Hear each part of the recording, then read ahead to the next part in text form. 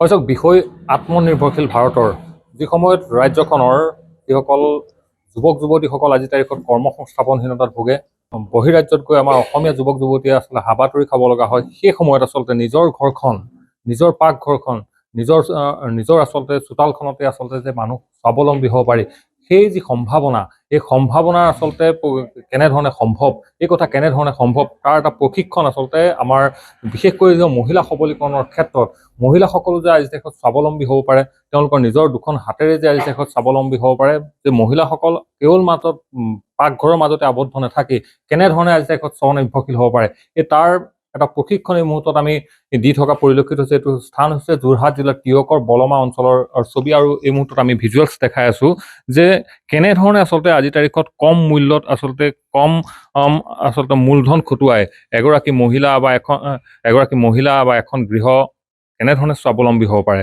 বিভিন্ন ধৰণৰ মাধ্যম আছে, বিভিন্ন ধৰণে আচলতে এই মুহূৰ্তত যদি আমি চাওঁ যে গ্ৰামীণ স্বনিয়োজন প্ৰশিক্ষণ প্ৰতিষ্ঠানে আচলতে তিয়কত এনে এটা প্ৰশিক্ষণ ৰাখিছে। গ্ৰামাঞ্চলৰ বহু সংখ্যক মহিলা ইয়াত একত্ৰিত কৰিছে আৰু কেনেধৰণে অগৰবাতিয়ে আচলতে ধূপ কেনেধৰণে প্ৰস্তুত কৰিব পাৰি আৰু ধূপ বিক্ৰী কৰি কেনেধৰণে স্বাৱলম্বী হ'ব পাৰি তাক লৈ এটা প্ৰশিক্ষণ আজি 12 দিনীয়াকৈ ইয়াত চলি আছে আৰু এই মুহূৰ্তত আমি ভিজুৱেলছ দেখাইছোঁ আৰু বহু সংখ্যক মহিলা ইয়াত আহিছে। মই তেখেতসকলৰ আচলতে মতামত ল'ম, উন্নত যিসকল উদ্যোক্তাসকলৰ পৰা মই কিছু কথা জানিম। মই আপোনাৰ ওচৰলৈকে আহিছোঁ, কেনেকুৱা ধৰণে কি পৰিকল্পনা লৈ আচলতে এই গোটেই বিষয়খিনি আপোনালোকে হাতত লৈছে। নিশ্চিতভাৱে ইয়াত সম্ভাৱনা যথেষ্ট আছে, কি দেখিছে ইয়াত আহি? পোনপ্ৰথমে মই আমাৰ RCTৰ বিষয়ে অকণমান জনাব বিচাৰিছোঁ। RCTৰ পুৰা নামটো হৈছে কি আপোনাৰ গ্ৰামীণ স্বনিয়োজন প্ৰশিক্ষণ প্ৰতিষ্ঠান যোৰহাট। এইখন আৰম্ভ হৈছিলে আমাৰ যোৰহাটত 2012 চনৰ পৰা। 2012 চনৰ পৰা এতিয়ালৈকে আমাৰ চলি আছে। প্লাছ আমি মোৰ দেন 5000 ওপৰত কেণ্ডিডেটছ আমি ট্ৰেইন কৰিছোঁ আৰু এই ট্ৰেইনিংটো হৈছে কি আপোনালোকৰ বেংকৰ combination along with the bank আৰু আপোনাৰ মিনিষ্ট্ৰি অফ ৰুৰেল ডেভেলপমেণ্ট গ্ৰামীণ মন্ত্ৰালয় একেলগত লগাই পিনে পৰিচালনা কৰা হয়, মানে মনিটৰিং কৰা হয়। আৰু মেইন উদ্দেশ্য হৈছে আমাৰ RCTৰ আমাৰ ধৰক গ্ৰাম্য অঞ্চলক যুৱক যুৱতীক আমাৰ স্বাৱলম্বী কৰাটোৱে আমাৰ মেইন উদ্দেশ্য হৈছে। আৰু ইয়াত আমি বিনামূল্যে আমি প্ৰশিক্ষণ দিয়া হয়। খালি অগৰবত্তি নহয়, আমাৰ মোৰ দেন 60 ট্ৰেইনিং আমাৰ প্ৰশিক্ষণ কেন্দ্ৰত আছে। আমাৰ নিজৰ বিল্ডিং আছে ডেকৰগড়াত, তাতো আমি বিনামূল্য থকাকৈ আমি প্ৰশিক্ষণ কৰা হয়। প্লাছ এই ব্লকটোত আমাৰ মানে স্পেচিয়েল ৰিকুৱেষ্ট আহিছিলে আমাৰ BPM ছাৰৰ পৰা। তেওঁ আমাক কৈছে যে ৰিগাৰ্ডিং আগৰবত্তি ট্ৰেইনিং যদি আমাক ইয়াত অফ কেম্পাছ এটা দিব পৰা যায় তেতিয়া বহুত ভাল হ'ব। তো আমি কৈছোঁ নিশ্চয় আমি যাম, আমি ইয়ালৈ এটা ট্ৰেইনিং দিম আপোনালোকক অফ কেম্পাছ, যিটো আমি এতিয়া বৰ্তমান কৰি আছোঁ 12 দিনীয়া ট্ৰেইনিং। 12 দিনীয়াৰ ভিতৰত আমি ধৰক মেনুৱেলি আগৰবত্তিৰ বিষয়ে যিকেইটা কৰা হয় বেছিক লেভেল, মানে ধৰক এজন নতুনকৈ যদি কোনোবা আহি পিনে ট্ৰেইনিংটো ল'ব বিচাৰে তেওঁ ল'ব পাৰিব। বেছিক আমি একদম কমকৈ কেনেকৈ ষ্টাৰ্ট কৰিম, ধৰক যদি 2000 3000 5000 লোকে যদি আমি নিজৰ ইনভেষ্ট কৰি পিনে যদি এটা বিজনেছ ষ্টাৰ্ট কৰিব পাৰিম, সেই বেছিক প্লেটফৰ্মটোহে আমি ইয়াত দিবলৈ আহি আছোঁ। ধন্যবাদ জনাইছোঁ। মই আপোনাৰ পৰা জানিম কিমান আজি তাৰিখলৈকে এনেধৰণে কিমান প্ৰশিক্ষণ দিছে আৰু এই যি প্ৰশিক্ষণবিলাক দিছে এইবিলাকক লৈ কিমান সম্ভাৱনা আছে আচলতে।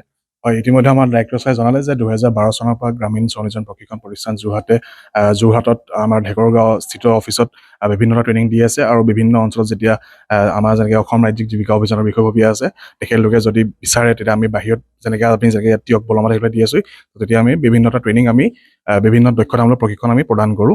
এতিয়ালৈকে 242টা আমি ট্ৰেইনিং দিছোঁ আৰু 5000তকৈ অধিক আমি এতিয়ালৈকে প্ৰশিক্ষণ দিছোঁ বিভিন্ন বিষয়ৰ ওপৰত। ছাৰে ইতিমধ্যে কৈছে যে 60তকৈও অধিক বিষয় আছে আমাৰ ওচৰত।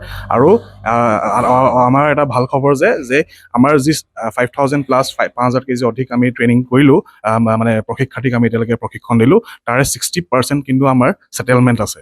ঠিক আছে, 60%তকৈও আমাৰ অধিক আমাৰ ওচৰত ছাকচেছ ষ্টৰী আছে। ধন্যবাদ জনাইছোঁ। নিশ্চিতভাৱে যথেষ্ট সম্ভাৱনা আছে। মই একাংশ প্ৰশিক্ষাৰ্থী আছে, মই আপোনালোকৰ পৰা জানিম, মই আপোনাৰ পৰা জানিম কেনেকুৱা ধৰণৰ এই যি প্ৰশিক্ষণ আপোনালোকে ল'লে ইয়াৰ পৰা আপুনি কেনেকুৱা পাইছে, আচলতে ৰিজাল্ট কি হ'ব, কাম কৰিবলৈ কেনেকুৱা ধৰণৰ হ'ব? কামটো কৰি ভাল লাগিছে, বাইদেউ ইমান ধুনীয়াকৈ শিকাইছে। আমি যদি এই কামটো কৰি মানে কেইবাজনী লগ খাই যদি কৰোঁ নহয়, দুখীয়াবিলাকক আনিলেও এনেকৈ কৰিলে আমি বহুত লাভ পাম। সম্ভাৱনা দেখিছেনে এইটোৰ পৰা আপোনালোক উপকৃত হ'ব? দেখিছোঁ, সম্ভাৱনা দেখিছোঁ। নিশ্চিতভাৱে আচলতে গ্ৰামাঞ্চলবিলাকত বিশেষকৈ কিছু কথা যদি আমি চাওঁ, গ্ৰামাঞ্চলবিলাকত আচলতে আত্মনিৰ্ভৰশীল বিশেষকৈ যে আত্মসহায়ক গোট, মহিলাসকলৰ সবলীকৰণৰ ক্ষেত্ৰত যি সহায়ক গোট, এই গোটসমূহ আচলতে ভূমিকা অন্যতম আৰু এই ক্ষেত্ৰত আত্মসহায়ক গোটসমূহে আচলতে এই ক্ষেত্ৰত যথেষ্ট পদক্ষেপ ল'ব পাৰে। মই আৰু এগৰাকী মহিলা আছে, আপোনাৰ পৰা মই জানিম কেনেকুৱা ধৰণৰ যদি উঠি দিলে ভাল হয়। যিটো দেখা যায় যে আত্মসহায়ক গোটবিলাকে আচলতে গ্ৰামাঞ্চলবিলাকে যথেষ্ট কাম কৰি থকা দেখা যায়। এই যিসমূহ প্ৰশিক্ষণ, এই প্ৰশিক্ষণবোৰ যে আপোনালোকে লৈছে, ইয়াৰ পৰা আপোনালোকে উপকৃত হ'ব পাৰে, ইয়াৰ পৰা কিবা কাম কৰাৰ পৰিকল্পনা আছে নেকি? হয়, ইয়াৰ পৰা আমি যথেষ্ট লাভৱান হ'ব পাৰিম আৰু মই ইতিমধ্যে মই আৰম্ভ কৰিছোঁৱেই বাৰু কামটো কৰিবলৈ আৰু মই ভাবিছোঁ যে মই স্বাৱলম্বী দিশে আগবাঢ়িব পাৰিম আৰু ভাবিছোঁ ইয়াত যিসকল মহিলা আগবাঢ়ি আহিছে তেওঁলোকো মানে ধুনীয়াকৈ মানে স্বাৱলম্বী হ'ব পাৰিব। সেইবাবে ধন্যবাদ জনাইছোঁ। আৰু এয়া ছবি আমি টিয়কৰ পৰা দেখালোঁ। আৰু মূলতঃ এটা কথা ক'ব লাগিব, যি সময়ত আচলতে চাকৰি বাকৰিৰ ক্ষেত্ৰত হাবাথুৰি খাইছে, যি সময়ত বহিৰাজ্যত গৈ আচলতে কৰ্মসংস্থাপনৰ বাবে আচলতে হাবাথুৰি খাইছে, সেই সময়ত আচলতে বাহিৰলৈ নগৈ নিজৰ যিখন ঘৰখন, নিজৰ যিখন চোতালখন, নিজৰ যিখন বাৰীখন বা নিজৰ যিখন সমাজখনৰ মাজতেই আচলতে নিজৰ দুহাতেৰে স্বাৱলম্বী হ'ব পাৰে, তাৰ এক প্ৰশিক্ষণ এই মুহূৰ্তত টিয়কত এনেধৰণে দি থকা পৰিলক্ষিত হৈছে।